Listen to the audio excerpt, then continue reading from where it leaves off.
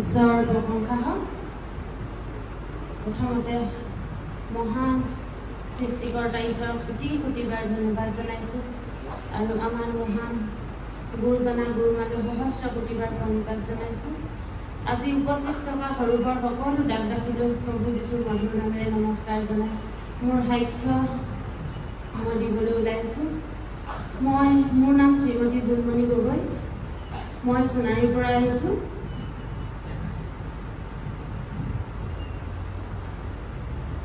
মই মহাপাপী অধৰ্মী হয়। মই প্ৰভুৰ নাম লোৱাৰ নিজেই যোগ্য নহয়, তথাপিও তেওঁৰ চৰণত সকলো পাপ স্বীকাৰ কৰি সাক্ষ্যখিনি ক'বলৈ ওলাইছোঁ। কিবা যদি কেনেবাকৈ ভুল ভ্ৰান্তি হয় যেন ক্ষমা কৰি দিয়ে। মই ৰোগী আছিলোঁ, কেমৰ ৰোগী।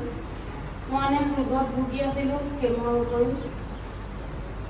যেতিয়া নেকি মই প্ৰভুৰ শুভবাৰ্তা পাইছিলোঁ, সেই শেষৰ কেমৰটো মই নলৈ প্ৰভুৰ চৰণলৈ আহিম বুলি মই মনতে ভাবিলোঁ। অহা নহ'ল যদিও ঈশ্বৰে মোক এনেদৰে সুস্থ কৰি আনিলে। মই আকৌ দ্বিতীয়বাৰ মেডিকেললৈ যাবলগীয়া নহ'ল। তাৰপাছত যেতিয়া মই প্ৰথমবাৰ ইয়ালৈ আহিছিলোঁ, মোৰ হাতত এটকাও পইচা নাছিল। আমি ইমানেই দৰিদ্ৰ, মানে আমি আনৰ কাপোৰ ঘৰে ঘৰে চাউল খুজিবলগীয়া হৈছিল। এমুঠি ভাতৰ বাবে ল'ৰা ক'ৰবালৈ নিবলৈ হ'লেও কাৰোবাৰ এৰা চোলা এটা পিন্ধাই পিনে নিবলগীয়া হৈছিল। ময়ো যদি ক'ৰবালৈ যাওঁ আনৰ কাপোৰ পিন্ধি যাবলগীয়া হৈছিল। প্ৰভুৱে সেই উপকাৰখিনি আজি কৰিলে। মই যেতিয়া নামঘৰলৈ আহিছিলোঁ, হাতত টকা পইচা নাছিল। পানী বটল এটাও নিবলৈ মোৰ হাতত পইচা নাছিল।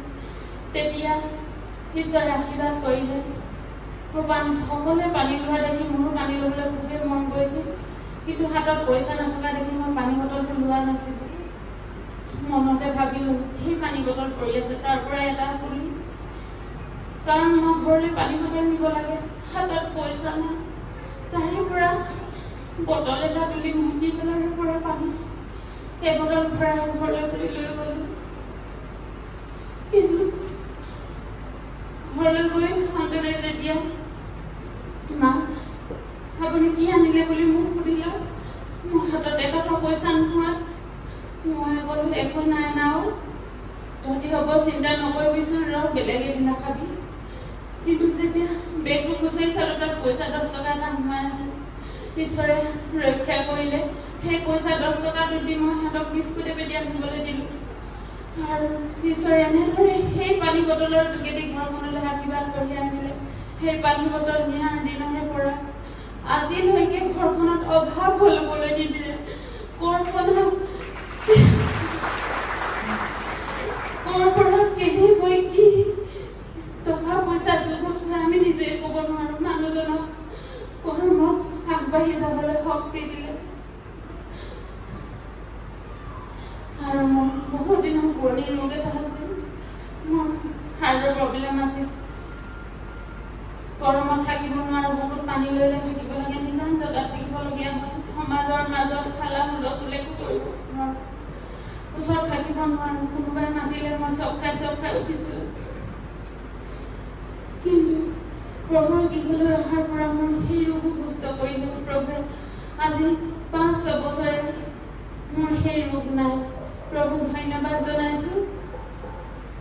আৰু মোৰ এনেধৰণে সাক্ষ্য আছে, যাৰ যোগেদি মই ঈশ্বৰৰ পৰা পৰিত্ৰাণ পালোঁ। প্ৰভু মোৰ এই সাক্ষ্যখিনি দিওঁতে অনেক ভুল ভ্ৰান্তি হ'ব পাৰে, আৰু মই পলম কৰি দিয়াৰ বাবে মোক যেন ঈশ্বৰে ক্ষমা কৰে, তাৰ বাবে প্ৰাৰ্থনা জনাইছোঁ। ইয়াকে গৈ মোৰ সাক্ষ্য ইমানতে সামৰণি মাৰিছোঁ।